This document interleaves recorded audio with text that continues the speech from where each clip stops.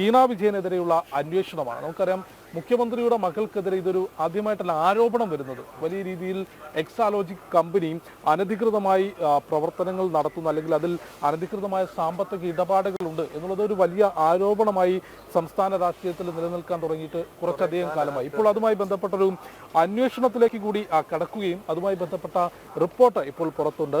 തിരുവനന്തപുരത്ത് നിന്ന് നമ്മുടെ റിപ്പോർട്ടർ അഖിൽ പാലോട്ടുമടം ചേരുന്നുണ്ട്. അഖിൽ, ഈ വീണ വിജയനെതിരെയുള്ള ഈ ROC റിപ്പോർട്ട്, അതിൽ സർക്കാരിന്റെ ഭാഗത്തുനിന്നും CPM-ന്റെ ഭാഗത്തുനിന്നും മുഖ്യമന്ത്രി പിണറായി വിജയന്റെ ഭാഗത്തുനിന്നും ഒരു രാഷ്ട്രീയ ന്യായീകരണത്തിനപ്പുറത്തേക്കൊരു വിശദീകരണം ഇതുവരെ ലഭിച്ചിട്ടില്ല. ഒപ്പം ഈ ഒരു റിപ്പോർട്ട് ആയുധമാക്കിക്കൊണ്ട് CPM-നെതിരെയും മുഖ്യമന്ത്രിക്കെതിരെയും നീങ്ങാൻ തന്നെയാണോ പ്രതിപക്ഷത്തിന്റെ നീക്കം? അഖിൽ,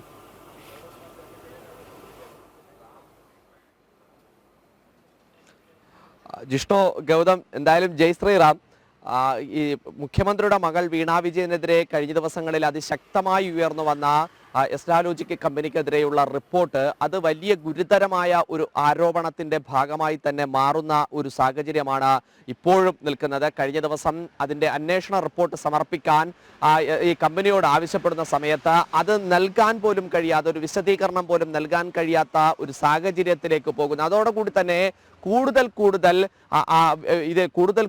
കുരുക്കിലേക്ക് തന്നെ മുഖ്യമന്ത്രിയുടെ മകളും മുഖ്യമന്ത്രിയും എത്തിച്ചേരുന്നു എന്ന് തന്നെ നമുക്ക് ഈ ഘട്ടത്തിൽ മനസ്സിലാക്കേണ്ടിയിരിക്കുന്നു. അതിലൊരു പ്രധാനപ്പെട്ട ഒരു കാര്യം കൂടിയുണ്ട്. കാരണം ഈ മാസപ്പടി വിവാദം കടന്നു വരുന്ന സമയത്ത് അതിൽ ഏറ്റവും കൂടുതൽ ആരോപണം ഉന്നയിച്ചത് മുഖ്യമന്ത്രിക്കെതിരാണ്.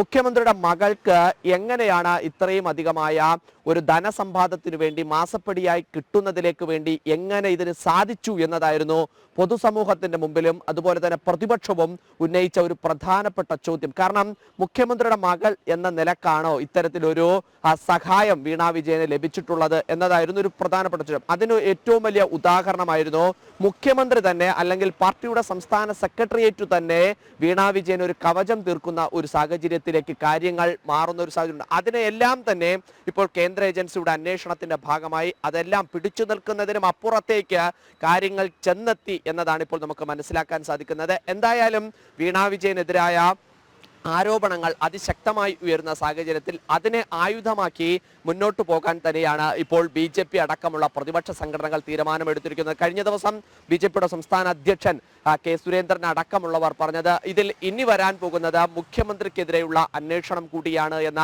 ഒരു പ്രഖ്യാപനം കൂടി ഉണ്ടാകുന്നു. കേന്ദ്ര ഏജൻസികളുടെ അന്വേഷണത്തെ ആ തരത്തിൽ തന്നെയാണ് CPM നോക്കിക്കാണുന്നത്. കഴിഞ്ഞ ദിവസങ്ങളിൽ ചേർന്ന CPM-ന്റെ സംസ്ഥാന സമിതി യോഗത്തിൽ ഈ വിഷയം ഉന്നയിക്കുന്ന സമയത്ത് അതിലേതു തരത്തിലുള്ള ഒരു നിലപാടായിരിക്കണം പാർട്ടി എടുക്കേണ്ടെന്ന കാര്യത്തിൽ പല നേതാക്കൾക്കും പല അഭിപ്രായവും കുഴപ്പവും ഉണ്ടായിരുന്നു എന്ന് തന്നെയാണ് നമുക്ക് മനസ്സിലാക്കാൻ സാധിച്ചത്. അതിനുശേഷം അത് CPM-ന്റെ സംസ്ഥാന സെക്രട്ടറി MV ഗോവിന്ദൻ നടത്തുന്ന ഒരു പത്രസമ്മേളനത്തിലും മാധ്യമപ്രവർത്തകരും പ്രതിപക്ഷവും കെട്ടിച്ചമക്കുന്ന വാർത്തകളാണ്. ഈ വാർത്തകളെയൊന്നും പാർട്ടി മുഖവിലയ്ക്ക് എടുക്കുന്നില്ല എന്ന സ്ഥിരം ക്യാപ്സ്യൂൾ ഇറക്കി പ്രതിരോധിക്കാൻ ശ്രമിച്ചെങ്കിലും അതൊന്നും വിലപ്പോകുന്നില്ല എന്നതാണ് കഴിഞ്ഞ ദിവസം നമുക്ക് മനസ്സിലാക്കാൻ സാധിച്ചത്. എന്തായാലും വീണ വിജയനെതിരായ പിഴയടക്കം ചുമത്തിയുള്ള ഒരു അന്വേഷണത്തിലേക്ക് കാര്യങ്ങൾ കൊണ്ടെത്തിയിട്ടുണ്ട്.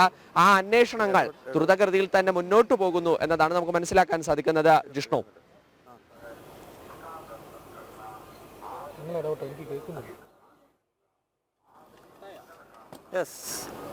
ശരിക്കും കുരുക്ക് മുറുകുകയാണ്.